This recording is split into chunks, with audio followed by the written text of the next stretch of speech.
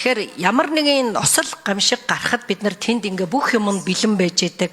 Тэр асрууд нь хураалттай нэг газар хадгалагдсан, номерлогдсон. За энд имлэг нь байна, энд одоо юу нь байна ч гэдэг юм ингээд овсон ингээд ийм гамшигын том төв болгоод одоо сургуультай нэг хийж аваад энийг хадгалах тийм юм одоо эртнээс ярьж ивэл зардал их буурна гэж үзэх гээд байгаа.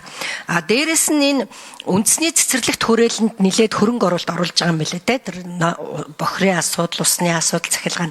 Тэгэхээр энийгээ тэр копийн зардлаас нь хасаад цэцэрлэгт хүрээлэн лүгөө үндсэн хөрөнгөөрөө нөгөөд хасахгүй бол сүүл тайлан гаргасан чинь коптер нэг баахан зардал гарцсан. А бид нар чинь бол нэг сумаар 2 туулаа буудаж бас тэр цэцэрлэгт хүрээлэнгийн чинь нэг тогтчуулж өгж амь оруулах гээд байгаа бас. За 4 нэмэр Батбатар сайд хариулъя. Атантай гişүн бас сайн ойлгож байгаа. Дэд ороод бас бүрэн гүйцэд ажиллаж өгөхгүй байсан.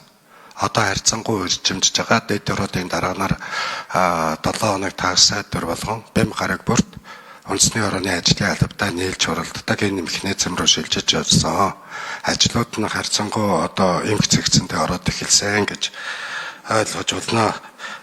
Ер нь бол тэр COP17 зохион байгуулагчдад баригдсан барилга байгууламжуудыг яах вэ гэдэг дээр янз бүрийн саналууд явж байгаа.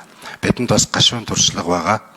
Хурал зохион байгуулагдсны дараа орж ирсэн тоног төхөөрөмж байшин барилга машин тэрэг хаашаа алга болсон бэ гэдэг гадны хандив тусламжаар ирсэн зүйл хаашаа алга болсон бэ гэдэг зүйл байнга яригдж байдаг. Энийг нээлттэй хэлцэж чаад нэг бол одоо аймагуудын засаг дараа нь нэг бол онцгой байдал, нэг бол хар хорин гэдэг ингээд янз бүрийн хөлбөрүүд яригдж байгаа.